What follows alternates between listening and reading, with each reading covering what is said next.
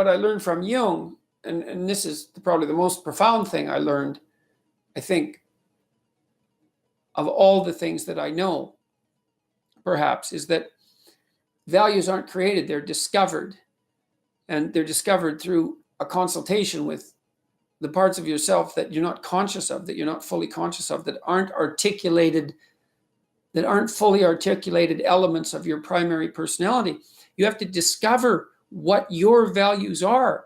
And you're informed about that, well, partly by other people who will object if your values aren't appropriate, but certainly by a dialogue with yourself and with your conscience.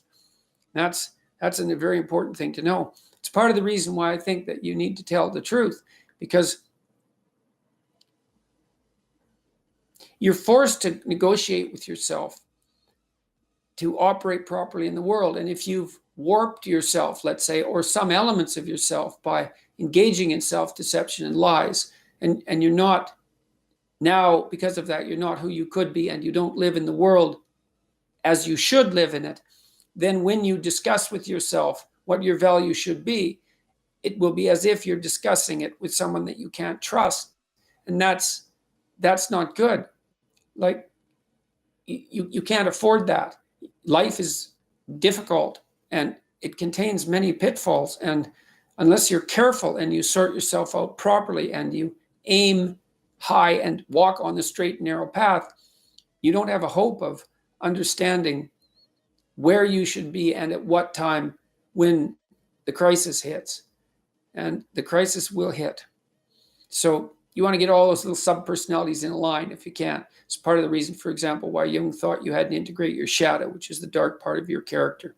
He thought that was necessary, or it would go and have a little autonomous life of its own, maybe manifesting itself, for example, when you're angry or drunk, instead of integrated into the rest of your personality, like a properly disciplined player in a complex and sophisticated game. You know, because tragedy can strike, and it strikes children, and apparently you're quite attached to your children, and so aren't very, what would you say, soothed by the realization that something terrible could happen to them. Now, you know, first of all, I might say you might want to go talk to somebody professional about this, you know, because maybe you're depressed more than you should be, and maybe you have an anxiety disorder. I'm not saying that is not a diagnosis, and I certainly couldn't derive that from what you said, but it's one of the possible things that could contribute to this constant worry, you know, or maybe you're physiologically ill and less resilient than you should be. Maybe you're not eating enough. One thing I would recommend to begin with is to make sure that you just try this. I know it's surprising advice, but try to eat a big breakfast for like 2 weeks. See what happens. See if that drives the worry down. Now, then the next thing I would ask is, when does it happen? Like, are these dreams? Are these thoughts before you go to bed? Do you wake up in the middle of the night with these visions running through your head?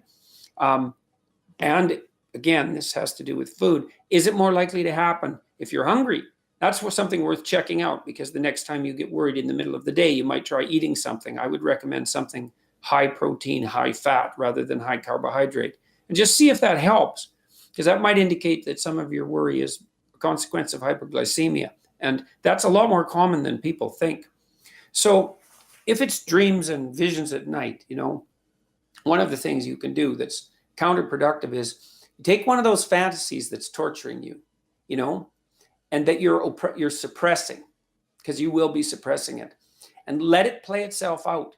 You see, what's happening is that the parts of your mind, the parts of your brain, the parts of your psyche that are alarm systems, so that's the anxiety systems, they're trying to think something through, and they're using fantasy to think it through, right? And so this is actually a form of thought that's torturing you, because it's reasonable for the parts of your brain that are on the outlook for negative occurrences to think, well, what if? What if? What if? That's what thinking is. And sometimes you think positively, what if? And sometimes you think negatively. And well, you're in all likelihood doing everything you can to escape from these thoughts when they make themselves manifest. But all that does is make the systems that are producing those thoughts even more likely to produce them, because now they think the alarm system thinks, oh, well, here's a danger, which is basically the vulnerability of children. And I'm trying to present the active agent, the person who I inhabit, with evidence of this potential threat, as a good alarm system should. And it turns out that they're so afraid of the message that I'm delivering that they won't even listen to it.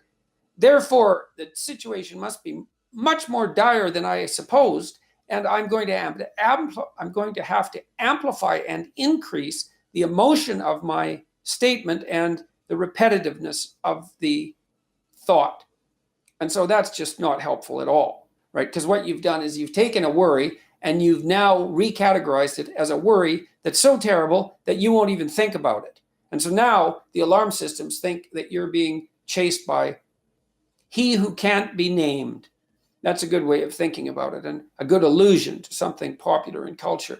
And so they're just going to be screaming nonstop. So what do you have to do? Well, man, this is counterproductive, but I'll tell you, it works. Next time you have there's a couple of things you could do. You could start by bringing to mind those fantasies. Sit down somewhere, take some deep breaths, try to calm yourself down a little bit, and let those thoughts come forward. You know what they are. And then watch them like you're watching a movie. Even if it's a horror movie, watch them. Let the whole fantasy play out and see what comes out at the end. Now, even if it's going to be frightening to do this. Now, look, even if the vision is quite horrific, right? The entire thought is quite horrific. You have now indicated to your anxiety systems that you have enough courage to face the worrisome event. And just that alone should be helpful. Now, you may have to do this multiple times, and you might have to do it with all the thoughts. And you'll know that you'll have done it. You'll know that you've done it enough when doing it starts to become mundane, when all the emotion goes out of it. And if you're particularly frightened, that might take a long time. Now, the other thing that you might really consider, and this is something you can do as an adjunct, is you should think about what you would do if this would happen, if this happened, as if it happened in real life, and to take even the worst case situation, so let's say that you received the news that your child was hit by a car. Well, you could receive news like that. And then the question is, well, what would you do and what should you do? And the answer is, you don't know. You think that would kill you. You think that would be unbearable and the end of the world. And it's not surprising that you think that, but it's not helpful, because people have to live through catastrophe, and you have more than one child, apparently, and I would presume as well that you have a spouse and other people that love you and need you. And so it isn't good that you would fall apart and die like in an apocalyptic dread if something happened to one of the people that you loved, because then you would leave all the other people bereft of you as well. And that's not helpful. And so if your child was hit by a car, well, what would you do? Well, you have to think it through. You'd grieve. You'd go to the hospital. You'd have a terrible time. You'd have a terrible year, and that would be that. And you'd have the funeral, and you'd have the loss of the child. And all of that would be awful.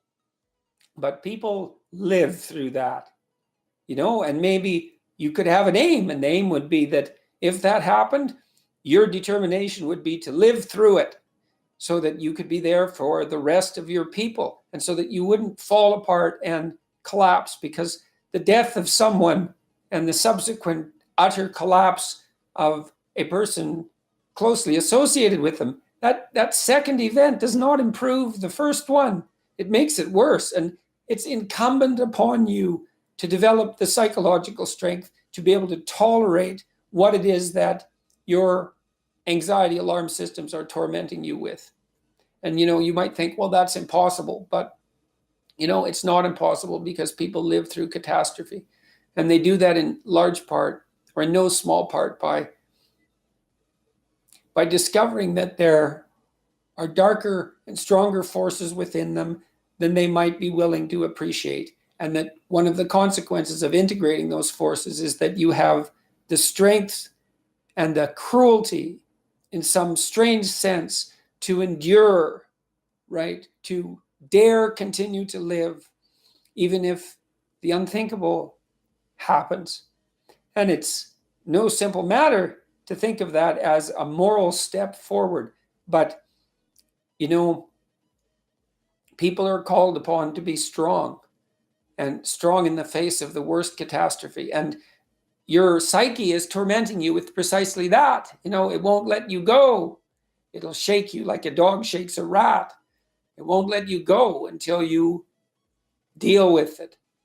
You deal with mortality, even the mortality of your children, and you find within you what would allow you to withstand that, damaged or not, to withstand that. And you do that by letting yourself go where your thoughts take you, even though you don't want to. That's a trip into the abyss. That's a trip into the underworld. And those are best taken voluntarily. You're being dragged down there by forces that are beyond your control. And the mythological motif is that those who are pulled into the underworld by forces beyond their control do not come out easily. It can be the end, So you go there courageously. And so if you're a parent, one of the places you have to go courageously is to that place where your children are ill or dying or deceased. You have to do that. You haven't grown up until you have done that, even though it's a terrible thing.